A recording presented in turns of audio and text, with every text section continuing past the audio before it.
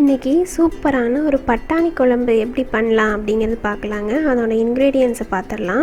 அதுக்கு ஒரு 1.5 வெங்காயம், ஒரு சின்னதாக ஒரு தக்காளி, ஒரு 1/2 கப்பு தேங்காய், அப்புறம் ஒரு 10 பூண்டு, இஞ்சி, இதை 3ஐயும் மட்டும் சைடில் மிக்சியில் போட்டு அரைச்சி வச்சுக்கோங்க. தேங்காய், பூண்டு, இஞ்சியை மட்டும் போட்டு அரைச்சி வச்சுக்கோங்க. கொஞ்சம் குழம்பு கெட்டியாகிறதுக்காக வேணால் பொட்டுக்கடலை சேர்த்திக்கலாம். இந்த குழம்பு நம்ம குக்கரில் செய்ய போகிறோங்க. அதுக்காக இப்போ நம்ம ஒரு குக்கர் எடுத்துக்கிறோம். குக்கரை வச்சு அதில் ஒரு 2 டீஸ்பூன் போல் எண்ணெய் ஊற்றிக்கோங்க. எண்ணெயை ஊற்றி தாளிக்கிறதுக்கு தேவையான பொருட்கள் எல்லாம் போட்டுருங்க.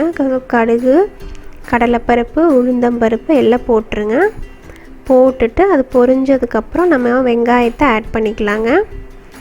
இப்போ வெங்காயத்தை ஆட் பண்ணி அதையும் நல்லா வணக்கிக்கலாம். நல்லா செவக்கிற வரைக்கும் நல்லா வணக்கிக்கோங்க. இப்போ வெங்காயம் வெந்ததுக்கப்புறம் நம்ம நறுக்கி வச்சுருக்கிற தக்காளி, கருவேப்பிலை, மற்ற பொருட்களையெல்லாம் சேர்த்திக்கலாம். இப்போ சைடில் நான் ஒரு 1/2 கப் பட்டாணியும் ஒரு உருளைக்கிழங்கையும் உரித்து ரெடியாக வச்சுருக்கேன். இப்போ கருவேப்பிலை சேர்த்தாச்சு. இப்போது டொமேட்டோவையும் சேர்த்தாச்சு, தக்காளியும் சேர்த்தாச்சு. ரெண்டுத்தையும் ஒரு 5 நிமிஷம் சும்மா குக்கரை மூடியை மூடி வச்சு வேக வச்சுக்கலாம்.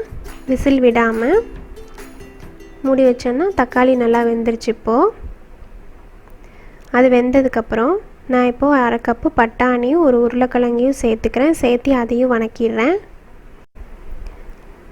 இப்போ எல்லாத்தையும் சேர்த்து வணக்கிட்டு இதுக்கு தேவையான சால்ட்டை சேர்த்துக்கலாம். சால்ட்டு, மஞ்சத்தூள் இது எல்லாமே சேர்த்திக்கலாம். அது கூட கொஞ்சம் சில்லி பவுடர் சேர்த்திக்கலாம். இப்போ நான் கொஞ்சம் சில்லி பவுடர் போடுறேங்க.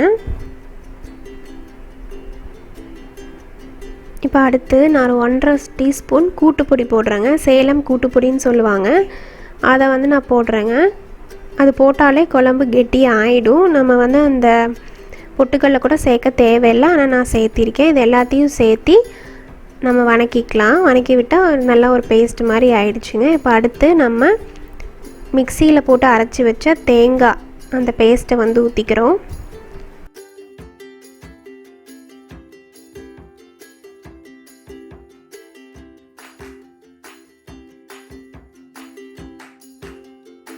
அதை ஊற்றிட்டு நல்லா வணக்கி விட்டுக்கோங்க. வணக்கி விட்டுட்டு அதுக்கு ஒரு டம்ளர் அளவுக்கு தண்ணி சேர்த்துக்கோங்க. தண்ணி சேர்த்து ஒரு 2 விசில் விட்டுக்கிறேங்க.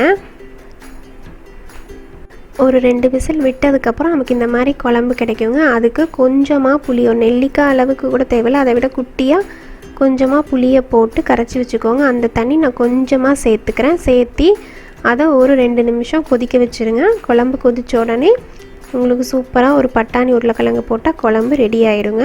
இப்போ குழம்பு கொதிக்குது. கொதித்ததுக்கப்புறம் நான் நிறுத்திடுறேங்க.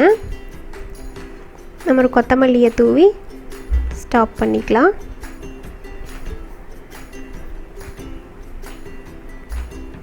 இந்த குழம்பு எல்லாத்துக்குமே சூப்பராக இருக்குங்க. இட்லி, தோசைக்கும் நல்லாயிருக்கும், ரைஸுக்கும் நல்லாயிருக்குங்க. ஒரு பொரியலோடு வச்சு சர்வ் பண்ணுங்கள்.